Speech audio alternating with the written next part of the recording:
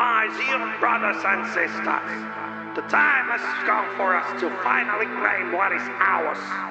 The righteous ruler of the human race to ensure order and eternal survival. Our souls are no longer bound by gravity and will not be dragged down by the Federation. Be brave, my brethren, for we are the culmination of our perseverance, fortitude, and love for our nation. Today we fight for humanity. We fight for Zeong! Zeong!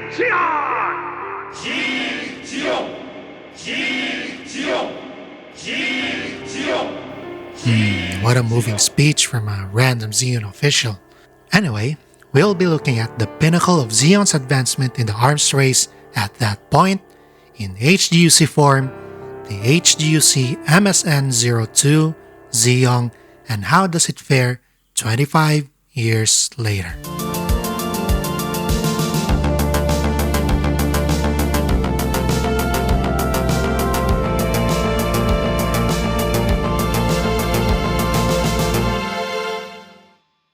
Zeong was one of the mobile suits that I had known long before I watched some UC materials, particularly the Gundam 079, because I've seen it in the magazine my friend gave me in high school that I mentioned in some of my videos. Initially, I thought the Zeong looks kinda ridiculous. It looks villainous, perhaps from a super robot series such as Daimos or the likes. It has no legs and it has these horns on the sides, like those of a reindeer's, but as I learned of the 1 Year War, I managed to gradually like these mobile suits, including the Zeong. And I guess they're amazing in their own way. I've even read somewhere that the Zeong can definitely defeat the Gundam, if not for Amuro's new type reflexes, and that makes it even more amazing. It sports the signature Zeong mono eye and a composition of primarily round and pointy features, and it has since grown on me and I've learned to like it over time. Now years later, I have acquired its HGUC kit and built it a few more years later. But before we assess the kit, what is actually the MSN-02 Zeong? For those who don't know, the MSN-02 Zeong is a prototype mobile suit from Mobile Suit Gundam released in 1979 and was primarily piloted by the Red Comet Char Aznavour, cooked up by the Principality of Zeon at their Abawaku base during the 1 Year War. The Zeong was basically a luxury machine built exclusively for new types, originally sporting the model number MS-16X, and stitched together from a bunch of experimental modules. This beast came loaded with the Psycommu system, so a pilot could launch their own forearms into space and shoot people from every angle. Each finger is a mega particle cannon, perhaps inspired by the Goof's machine gun fingers, but with big lasers. Toss in 2 more cannons on the waist and 1 in the head, and you have a giant metal menace that is 90% firepower and 0% legs. Imagine rushing a project so hard you forget the legs, or I mean they disregarded the legs on purpose. It was slated to be a whopping 35 meters tall. Some say it was because shrinking the Psycommu system was a nightmare. Others say it needed massive generators to feed its 13 megaparticle cannons, and one guy claims Zeon engineers were catfished by the B Gundam into thinking that the Federation was building a mega-sized robot if mobile suits aren't mega-sized enough. Ultimately, Zeon ran out of time and deployed it at 80% completion. It had no legs, and its biceps were totally flashing to the world. Sure, legs help with the space maneuvering, but the engineers just jammed 2 massive rocket thrusters into the crotch socket and declared good enough. 100% combat capacity, well, because they were rushing things.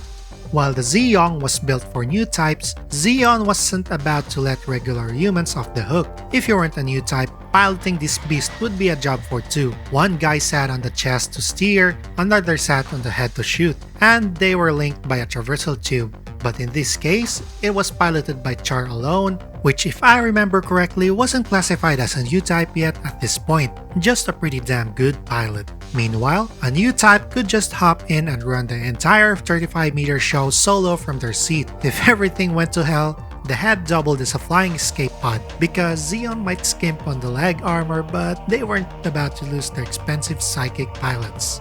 Its primary weapons are of course the mega particle cannons on its fingers from the detachable forearms, 2 at the waist and 1 at the head, totaling into 13 particle cannons. The Psychom Mu system and the detachable head that could be operated under 10 minutes are its special features.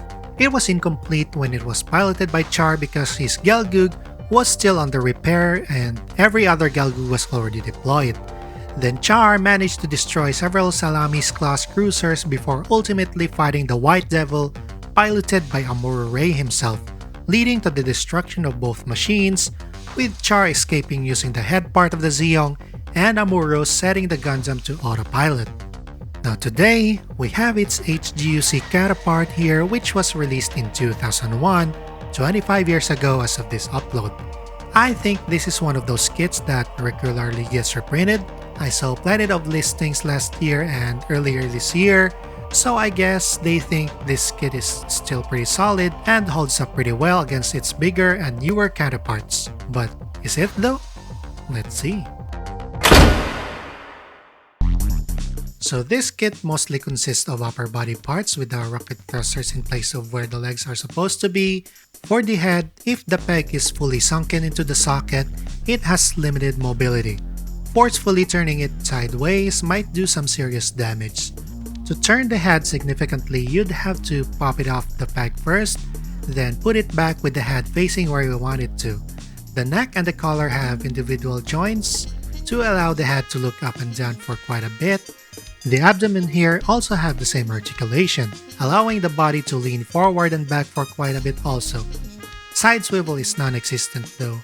The shoulders, you can pull it outwards to reveal this small section that gives you some sort of semi-butterfly joint. Biceps have some pretty good range as well.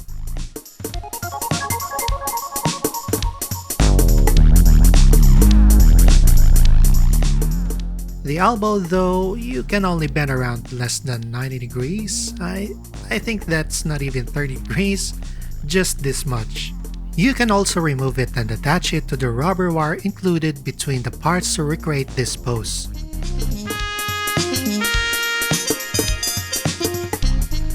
Wrist is ball jointed. And as for the hands, fingers individually have articulation from its proximal crease, but no bend onwards though. The underskirt contains the verniers for the thrusters. These bigger rocket thrusters are movable through a ball joint. It's a proxy for the legs, but it probably would be the same joint if it had legs. These little verniers are movable as well. This hole at the center is the socket for our stand. We're also including the stand because it also has a joint that would allow the Zeong as a whole to lean forward or back. Snap fit together out of the box, you get a pretty good looking Zeong model kit straight away. Compared to the original official art though, the kit's shoulders are a bit bigger. And upon rechecking, the kit's limbs are just larger in general. I'm not saying it's a bad thing though, it's only to point out the difference. It looks great in my opinion and greatly resembles the Zeong from the original anime. I like this proportion more. The original design had wide blank surfaces and no excessive details. Some minimal differences though is maybe evident on the chest here on the kit for example. We got some seam lines on the shoulders here and runs across the body here which is common. Some on the biceps here and that's it. I'm pretty happy that some larger parts are better engineered, that you don't have to worry about the seam lines. Looks pretty clean and detailing ready. Now for the colors. The waist beam cannons here should be light purple. I'm quite surprised that the bicep frame here is all in a single color. I was expecting the pistons here to be colored gray or silver, but in the anime it's just a single color. You got some blacks on the forearms here. This shoulder part connector here is gray. And for the underskirt, we have some metallic colors for the pipes here. Some grays inside this part of the thrusters. These round shapes are the larger two. And that's pretty much it. The gimmick is you can detach the forearms from the bicep and attach a cable in between them to recreate the deployment of the 5-barrel megaparticle gun. Perhaps display the head only to recreate the last shot. In general, the kit when built is complete all-in. There are no extras that even the stand isn't an option, it's a necessity to display the HGUC Zeong.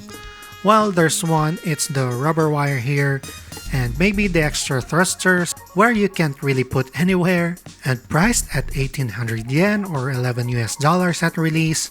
Well, I got my copy for 900 pesos or 15 US dollars back in 2023. The kit is on the larger side, and for an HG kit, I'm quite surprised that it is a bit of weight to it. I think it's one of those kits that gets reprinted every often, but are these qualities of a kit of this age still worth checking out though?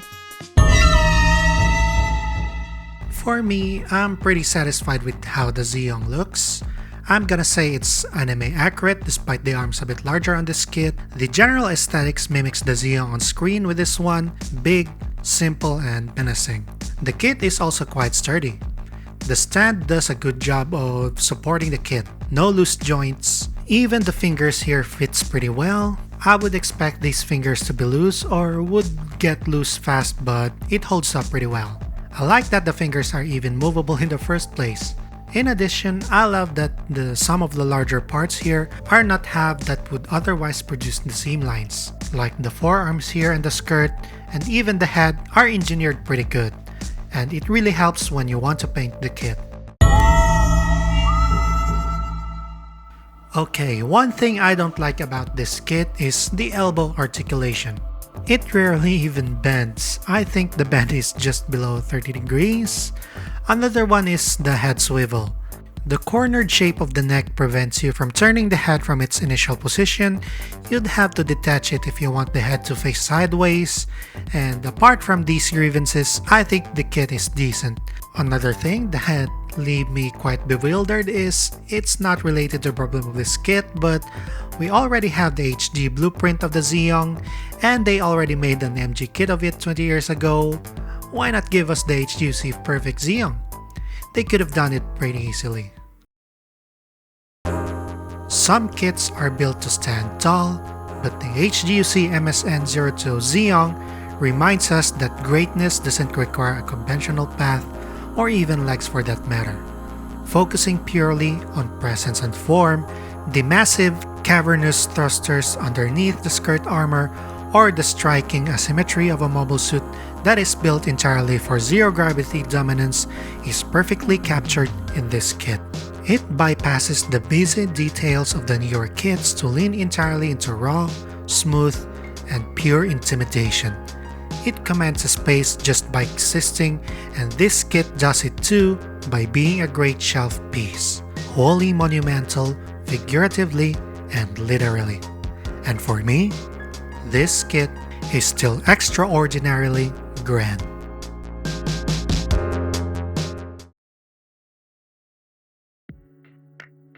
Hello friends! Thank you once again if you reach it here.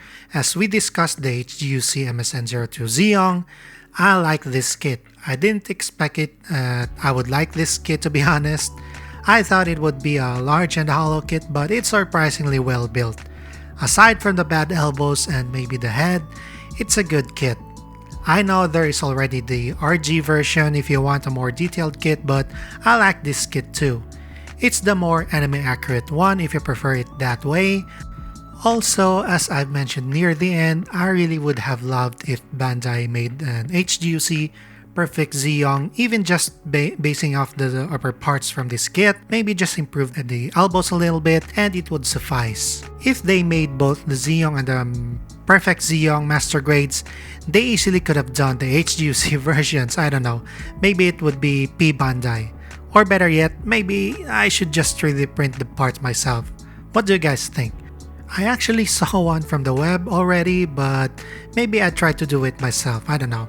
Maybe in the future. Anyway, thank you again friends. Like, shares, and subscribes are very much appreciated and would help us grow this channel. Thank you once again and see you next time.